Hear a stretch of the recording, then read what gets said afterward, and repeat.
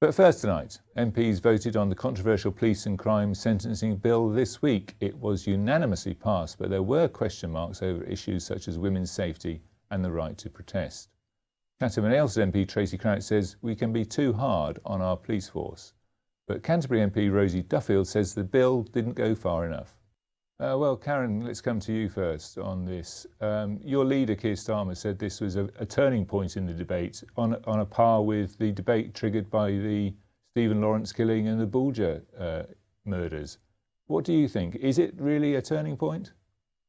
Well, I think so, and I'd like to think so. And we do know that sex crimes are on the rise for women. We do know that there's a lot more reported. We do know that the conviction rate is very low. We do know that there are huge discrepancies.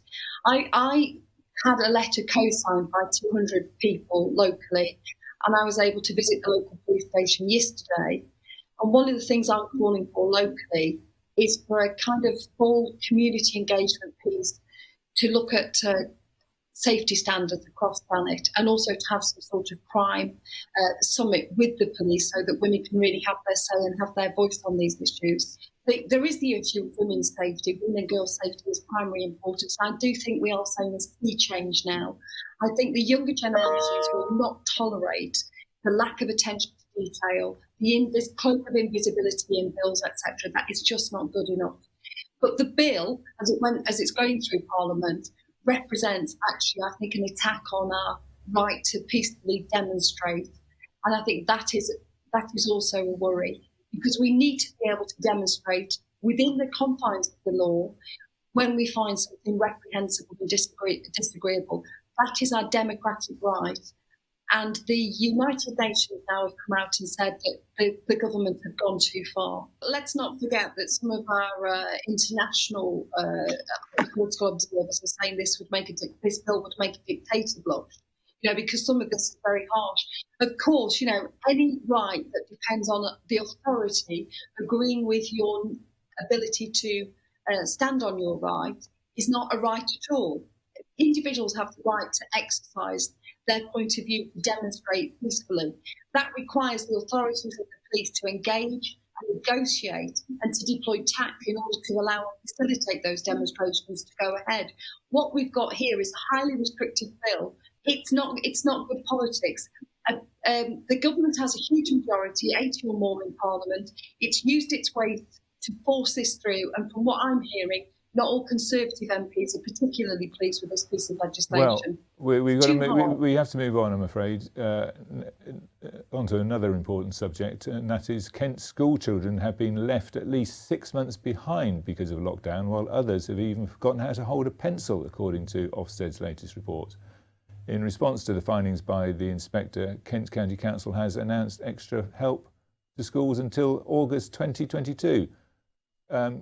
Do you think there are logistical problems which are going to make it difficult for schools to fulfil the government's ambitions? I think a lot of kids will definitely catch up, and they'll enjoy going back to school. And, I take my hats off to the teachers and the parents that have supported them throughout. I mean, we've all got some young children that can't go back to school. We've got a bit of an issue for young adults going back to college and looking at how they're going to progressing into the workplace. We've got some classic issues here in Thanet. We've got the haves and the have-nots. We've got the children that get on all right because their parents are relatively well off. And then we've got huge swathes of pockets of poverty. Now, the weekly number of people being vaccinated in Kent and Medway against COVID-19 has fallen dramatically. It comes over fears the Oxford AstraZeneca vaccine causes blood clots, with several EU countries suspending its rollout. Well, Karen, it's the government's job to make sure that people are assured around the safety of these vaccines. Do you have a problem with that?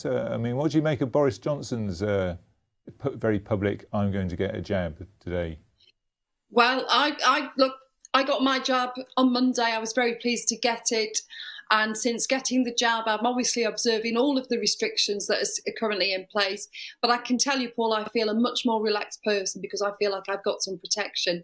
But I do want to come back on one thing, and the real smokescreen actually is the number of deaths that we've had in the UK, which has been off the scale compared to the European Union, and also the wasted billions and billions and billions of pounds. So yes, we are doing absolutely great getting our vaccine out, and I would really urge people to go and get the vaccine. It's a really simple procedure. It doesn't hurt one bit, and the risks are absolutely infinitesimally tiny. There is really nothing to worry about. I would really urge people to go and get the jab, and don't delay. And I think, there's lots of evidence around that says it's absolutely fine. And if anybody wants to get in touch with me, I'll talk them through the process, because there's nothing to worry about. Okay, you may get some take up on that offer. Okay, well, moving on to another important subject, and that's coastal towns in Kent could become their own islands by 2050 because of rising sea levels. The Climate Central report has identified Margate, Ramsgate and Broadstairs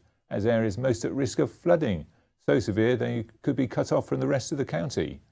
But there's hope that upgrading sea defences will prevent those predictions from coming true. Karen, it's not going to be helped by building the homes that you actually want to see built if they're in the wrong place. Well, if you remember, I was in favour of homes being built on Manston, which is the defunct airport site, and that's not at risk from flooding. I think very careful thought does need to be given to making sure that homes for people are flood-proof, obviously. But I think the real issue here is how do we reverse this climate change, this climate catastrophe that we're currently facing, because 30 years away actually isn't that long. I mean, I do hope to be here. I think we need to take absolute emergency action now to invest in businesses, to retrofit our homes, to cut down carbon emissions, to get into carbon capture. We proposed a £30 billion budget to create 400,000 jobs to do this work of rewilding, building up sea defences.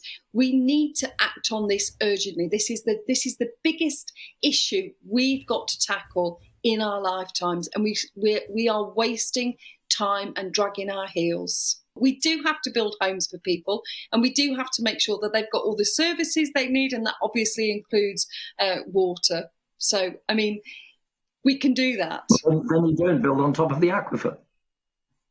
Well, this is a technical detail, but obviously an important one. What are your concerns, Roger, about that? Well, quite simply, if you cover the aquifer with tarmac, roads and houses, the rainwater can't soak down into the chalk. The chalk is porous. It's a sponge. It's not a well. You suck the water out of the aquifer. You build all over that, and you run out of water. It would be an insane thing to do. Okay. This is a bit rich from a government that has given a permissive green light to builders to build however they want, whatever they want, wherever they want, without really giving due thought and consideration to people, without building in gardens and pocket parks, etc. We don't have enough green spaces here. We don't protect the green spaces that we've got. And your government have given a green light to builders to just get on and maximise their profits without really thinking about the people in the chain, without really thinking about what the long-term impacts are. And your government that's been in power for, 11 years now, hasn't really invested in the green technologies, hasn't brought a coherent plan to the table, hasn't given our young people the skills that they need in order to get on and enjoy living in a greener world. All we're seeing is a kind of plan for a coal-fired power station that is now being kicked around like a political football. Well, I'm afraid that the clock's against us on this one. We'll be returning to that issue, I'm sure, in future weeks. Thanks to our guests for coming on to the programme today. Have a nice weekend, and catch up with all the Kent news on kentonline.co.uk.